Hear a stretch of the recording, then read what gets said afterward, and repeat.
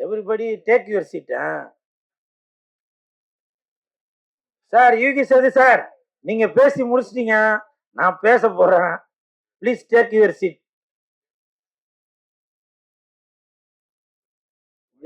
Bose Venkat sir, நீங்க wait பண்றீங்களா கிளம்புறீங்களா? ஓகே. பாருங்க, உங்களுக்கு தெரியுது அவசரம்.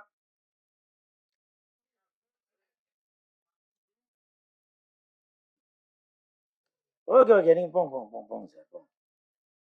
அவர் பேரையும் அழிச்சிட வேண்டிதான். அவரை பத்தி பெருமையா பேசலாம்னு நினைச்சாங்க.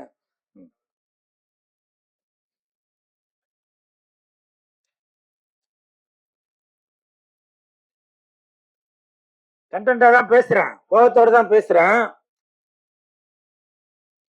யுவர் பேக்கர்ஸ் அந்த டீம் எனக்கு கிட்டத்தட்ட ஒரு 5-6 வருஷமா தெரியும்.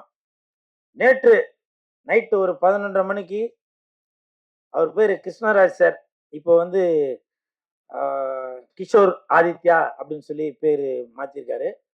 அவர் வந்து கிட்டத்தட்ட எனக்கு ஒரு 5-6 வருஷமா தெரியும். பொதுவா சொல்லுவாங்க இல்லையா, நாங்க வந்து ஒரே தட்டுல சாப்பிட்டவங்க அப்படின்னு அப்படின்னு ஒரு ஒரு வாய்க்கு சொல்லுவாங்க. ஆனால் உண்மையிலேயே நானும் சாரும் ஒரே தட்டுல சாப்பிட்டாலாம்.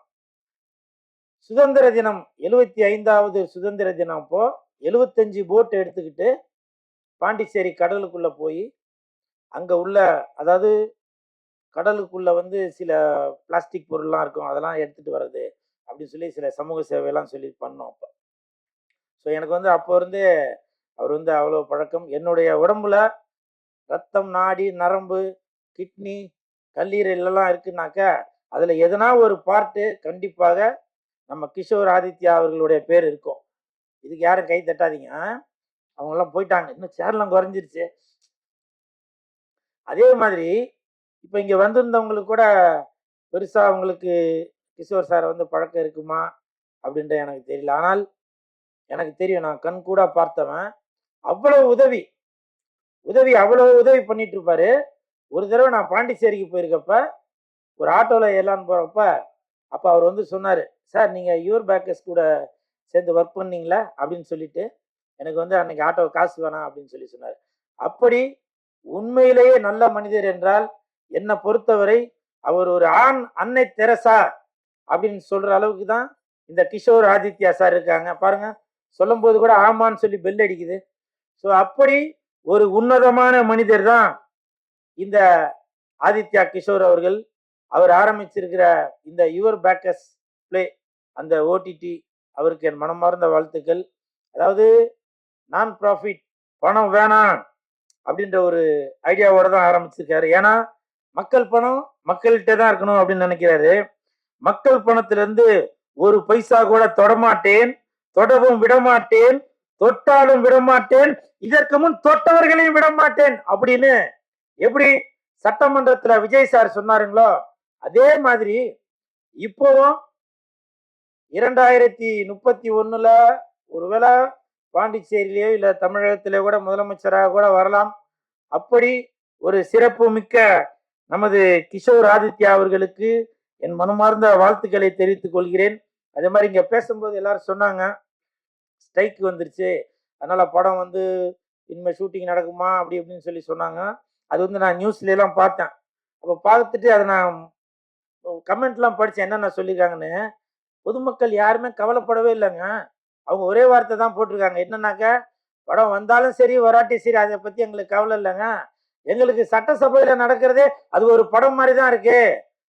ஃபைட்டு வேணுமா ஃபைட் இருக்கு, சாங்கு வேணுமா சாங் இருக்கு, காமெடி வேணுமா காமெடி இருக்கு அப்படின்னு அந்த கமெண்ட்ல உள்ளவங்க எல்லாரும் போட்டிருந்தாங்க. அப்பதான் நான் யோசிச்சேன், நான் யுவர் பேக்கர்ஸ் பிளே அந்த ஓடிடில படங்கள் மட்டும் போடாதீங்க, இன்னைக்கு சட்டமன்றத்துல நடக்கிற அந்த விஷயங்களையும் நீங்க ஓடிடில போட்டீங்கன்னாக்க படம் ஓடுறத விட அந்த சட்டமன்றத்துல ஓடுறது நல்லா பிச்சுக்கிட்டு ஓடும் அப்படின்னு என்னுடைய ஒரு கணிப்பு. அதனால இந்த ஓடிடி ஆரம்பித்துள்ள கிஷோர் ஆதித்யா சார், உங்களுக்கு ஒரு வேண்டுகோள், உங்களுடைய ஓடிடி தளத்துல முடிஞ்சால் அதற்கான சாத்தியம் இருந்தால் சட்டமன்றத்தில் நடக்கக்கூடிய அந்த விஷயங்களையும் நீங்க அதுல டெலிகாஸ்ட் பண்ணணும் அப்படின்னு சொல்லி தாழ்மையுடன் கேட்டுக்கொள்கிறேன். எழுதி வச்சதெல்லாம் படிச்சாச்சு. அவ்வளவுதான். அப்புறம் என்ன என்ன வந்து லேட்டா ஏத்துனாங்க ஸ்டேஜ்ல. நான் நைட்டு 11:30 மணிக்கு தான் கிஷோர் சார் வந்து என்கிட்ட பேசினாரு. ஸ்கூல் இந்த மாதிரி நாளைக்கு வந்து இந்த மாதிரி ஒரு நிகழ்ச்சி இருக்கு வாங்க அப்படின்னு. நான் திண்டிவனத்துல இருந்தேன். அப்ப திண்டிவனத்துல இருக்கேன். அவங்க அங்கிருந்து வரணுமே சார். இல்ல இல்ல நீங்க வாங்க கண்டிப்பா வரணும் அப்படின்னு சொல்லி சொன்னார். இங்க வந்ததுக்கு அப்புறமும் உட்காரும்போது பின்னாடி உள்ளவங்க சொன்னாங்க சார் டைம் ரொம்ப கம்மியா இருக்கு. கொஞ்சமா பேசிருங்க. அப்புறம் கிஷோர் சார் சொன்னாரு. இல்லைங்க அவர் பேசட்டும் அப்படின்னு சொல்லி சொன்னார். இது எதுக்காக சொல்றேன்னா கஷ்டப்பட்டு ஒரு நிகழ்ச்சி நடத்துறவங்களுக்கு தாங்க தெரியும். சொல்லுவாங்கல்ல அந்த கோழி முட்டை போடுறதுக்கு தான் அந்த அந்த இதோட வழி தெரியும் அப்படின்னு. அது மாதிரி இவ்வளவு செலவு பண்ணி அந்த நிகழ்ச்சி பண்ணும்போது அது கொஞ்சம் ப்ராப்பரா பண்ணுங்க அப்படின்னு சொல்லி நான் ரிக்வெஸ்ட் பண்ணி கேட்கிறேன். புரியுதுங்களா? ஏன்னா எதுக்காக இவ்வளவு செலவு பண்ணி இந்த விஷயங்கிறது மக்களுக்கு போய் சென்றடையணும் அப்படின்னு நினைக்கிறாங்க. நான் நைட்டு 11:30 மணிக்கு என்ன வந்து பேசுனதால அந்த இன்விடேஷன்ல என் பேர் போடாம இருக்கலாம். அதை நான் ஒத்துக்கிறேன். எனக்கு தெரியும் பேர் போடல. அதுக்காக இங்க யார் யார் வந்திருக்கா என்ன ஏது. ஏன்னா இன்னைக்கு 2000 கேமரா இருக்குது. எதுக்காக? இது இந்த விஷயங்கள் எல்லாமே மக்களுக்கு போய் சேரணுன்றதுக்காகதான். அதனால அவர் ஒருத்தருமே வந்து எல்லாத்தையும் ஃபாலோ பண்ணிட்டு இருக்க முடியாது. ஊர் கூடி தேர் இழுத்தாதான் இந்த யுவர் பேக்கஸ் பிளே போய் வந்து சேர வேண்டிய இடத்துல போய் சேரும். அதனால தாழ்மையான வேண்டுகோள். டக்கிலா டோக்கிலா உங்களுக்கு தெரியும். மற்றவங்களாச்சும் மறந்துருப்பாங்க.